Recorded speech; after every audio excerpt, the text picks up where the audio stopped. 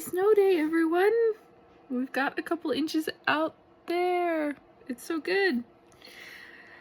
Because this is a longer video, I'm gonna start with the real meat of my beliefs to make sure that's front loaded so people can at least hear that if they don't have time for the full video. So I am a proud Republican. I believe in God-given rights and that government exists to protect those rights. The family is the basic political unit and should be supported. Taxes should be limited and transparent. Private property rights ensure human success and flourishing. I believe term limits would improve our political system. A country legitimately protects itself and its borders. And hopefully a country doesn't need to use force, but it should be prepared to do so if necessary. Individuals and families have the right to protect themselves from legitimate threats. The right to life, liberty, and the pursuit of happiness are divinely inspired goals and protections that are meant to be extended to us. I am so grateful to live in America, and specifically in Utah, where many of those around me recognize the importance of protecting those rights. I'm grateful to live in this beautiful state, and I believe in personal responsibility for protecting our land and our resources.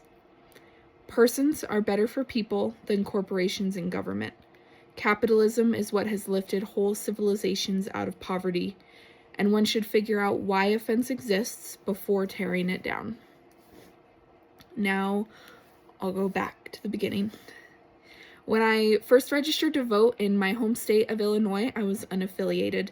I did not want to be a person who just voted straight down the ballot based on party affiliation. I didn't want my loyalty to a party to, excuse the phrase, trump objections to a person's character, positions, or plans.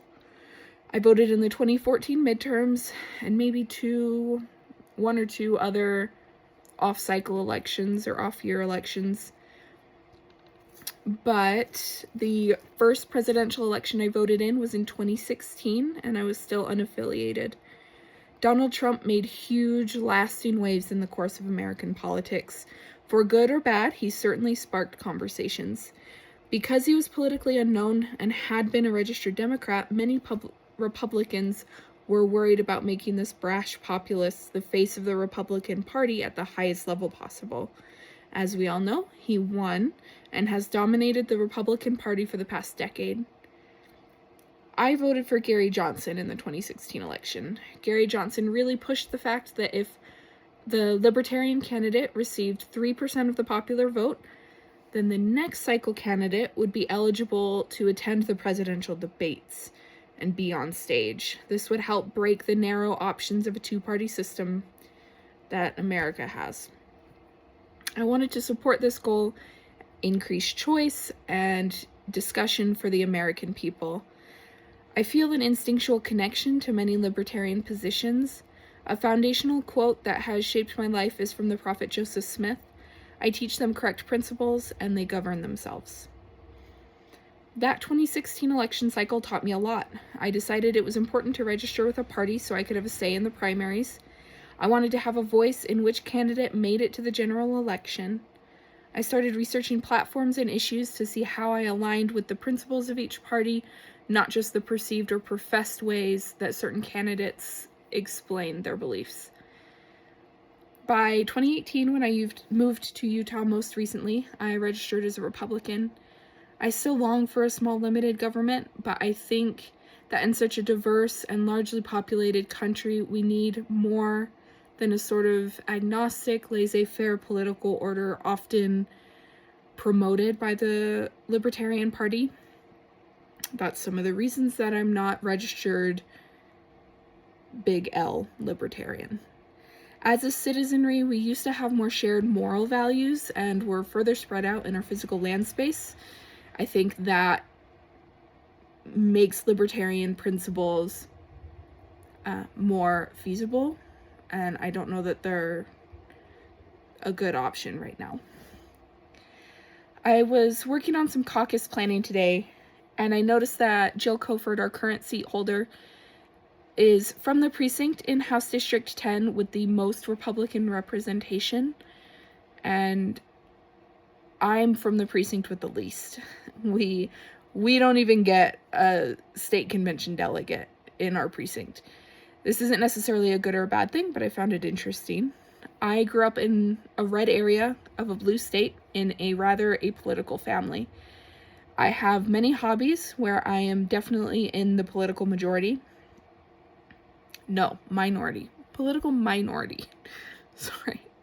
I don't fly giant Trump flags at my house, partially because it's a very blue or low turnout area, and also I'm not that flamboyant. I think this background has prepared me well for this campaign. I don't claim to be perfect by any means, but I have worked a lot on learning tact and timing and prudence.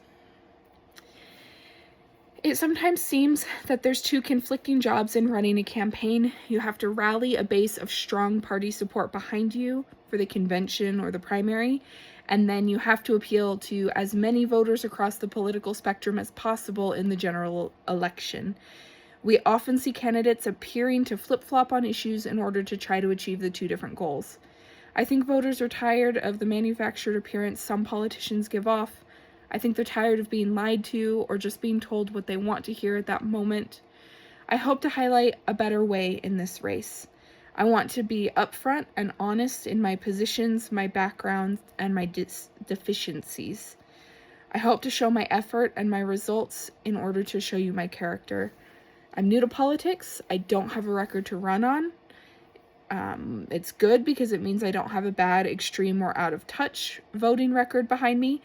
It just means that I have to highlight my beliefs and my whys in a different way. It's part of why I do the videos. I occasionally hear people say they wish all elections were nonpartisan, the way that some of our local elections are. I think the hope is that people would become better informed about the individual candidates and choose the best person rather than just voting your color. Like my questions with libertarianism, I'm not sure the ideal is what happens in real life with nonpartisan races. I worry that it just becomes a marketing war at that point. If every candidate sends out literature saying that they want to fix all the sidewalks, how do you know who to trust? Is it the person who sends out the most flyers, the person with the biggest signs near you, the person with the most podcasts, the one who personally knocks on your door? It's a tall order for a House district that had 15,000 voters last cycle. The political parties are supposed to be a quick indicator of some of your shared beliefs. It's supposed to bring clarity, though I know that doesn't always happen. There's no perfect way to run elections, and the most important thing is to become educated about the applicable system, to follow the rules, and work to bring change if it's needed.